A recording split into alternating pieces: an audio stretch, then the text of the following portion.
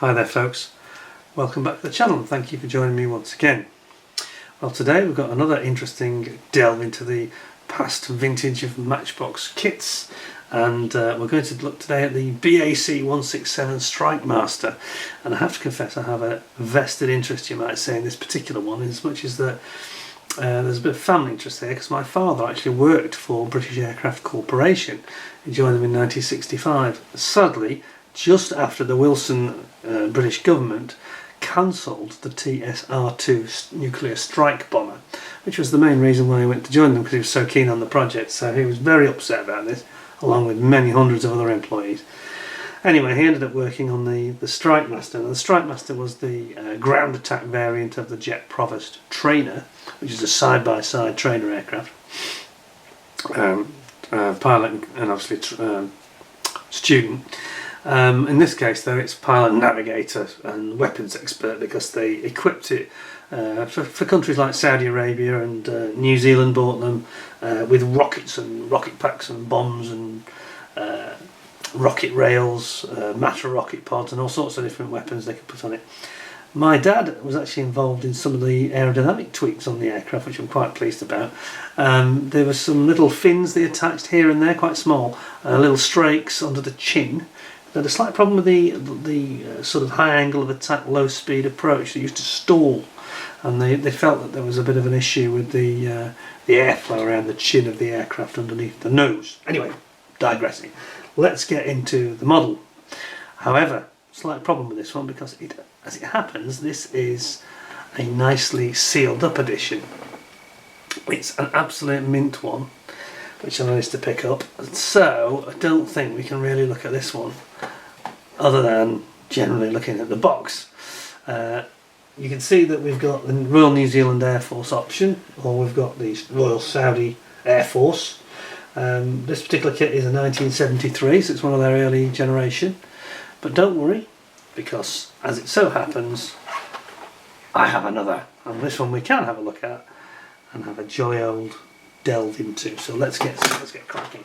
Obviously on the end of the box they've got their typical box art, which shows you what the model's going to look like if you do not paint it, which is their typical way, of course. And it's a little bit unusual, and I think the colour scheme isn't the best on this one. And it says finished model with parts and decals as supplied, no painting is necessary. Not sure about the white and the blue there, it looks a bit wrong to me. On the other side of the box you've got your normal call outs showing the adverts for their other products, the Huey Cobra, Lysander, Gloucester Gladiator and Alpha Jet, actually none of which I've actually got. So I'm ashamed to admit I haven't got those in my collection, but hey ho, you can't have everything.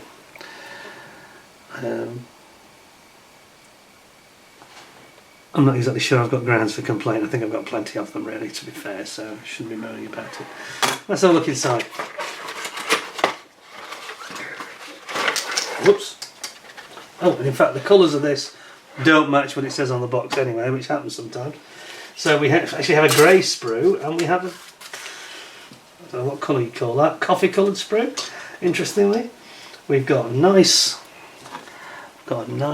canopy here. This looks quite cool. Looks alright, doesn't it? Very nice. Yeah, that's very nice canopy. Nice and clear, not scratched or anything. Then we have our instructions. And this is a photo, it's like one of these that's a bit like a photocopy. It's not a photocopy, it is the genuine instructions. But they just looked a bit like a photocopy because they did them in plain paper, and it's almost like they just ran out of ink and carried on printing anyway. They run out of purple ink. We've got some lovely decals which look frankly like new here. I mean, those are really nice. What's wrong with those? So you've got the Kiwi New Zealand Air Force ones here.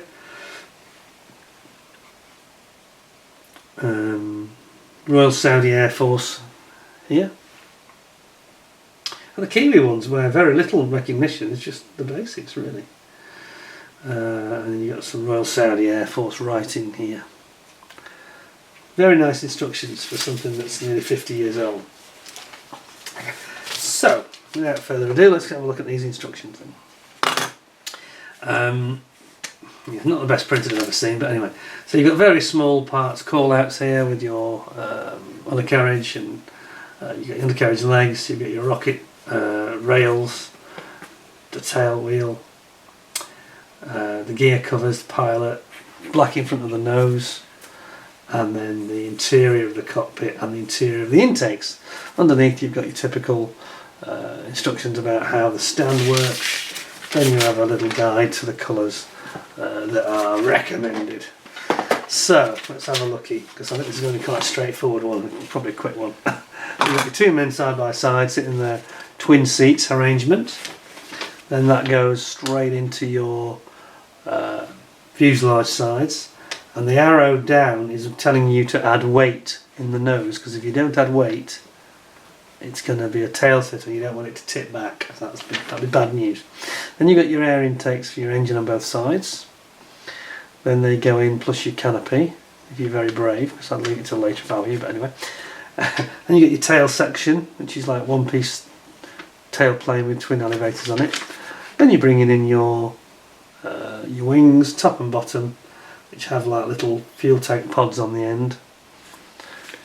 And then finally, because it's very brief this, you build your undercarriage leg and the wheel covers the wheel, and then you just pop in your weapons. Now this is another classic case where Matchbox have got one image on the cover of the box art, and the weapons inside are either non-existent or, in this case, different. So we've got what is probably what the Saudis would use, like a rocket rail, in fairness. So I'm not saying it's wrong, but it's just not the same as on the box art, so that's a little bit weird, because you can clearly see that with the box art they are firing Matra rocket pods there, not rocket rails. So I'm just wondering if we have a stand. Do we have a stand, this one? Don't see that we do. Nope, I don't see it anywhere. Okay, let's have a look, see what we've actually got then. So, it looks quite nice actually, I've got to say. There is one or two, I'll warn you now, there's one or two little raised panel lines here and there, but the actual figuring, the shape looks absolutely brilliant. We've got your rocket rail here,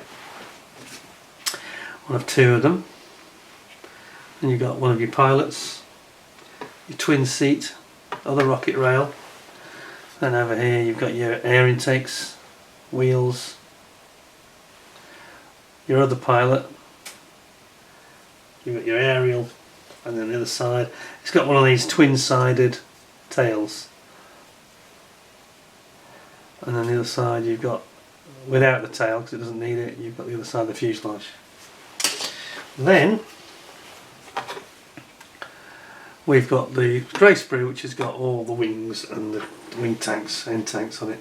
I have to say I don't care for this grey plastic. It looks very, very thin, and actually see through it if you look in front of a light. My goodness. But the figuring is nice shape. I like the way they've done that tail section. That looks really excellent. Yes, that's very nice. And you've got your booms on the end, boom tanks you might call them, on the end of the wings. Again, we've got some raised panel lines which I don't care for. Here, there, that's a raised panel line. That bit disappointing, but this is very much the time when they were doing it, in fairness. And as I said before, previous kits, Airfix were doing it, lots of people were doing it. It was just the style. It was easy to mould it that way, and quicker and cheaper, and that's why they did it. So that seems to be that, really. This particular one doesn't seem to have any stand with it, which I'm a bit disappointed about. Not a deal breaker or anything. It's a nice kit though. I've actually built it, and it goes together absolutely fine. Just disappointed that they didn't have a Matra rocket pod instead of having these weird sort of Saudi rocket rail things. Not really my cup of tea.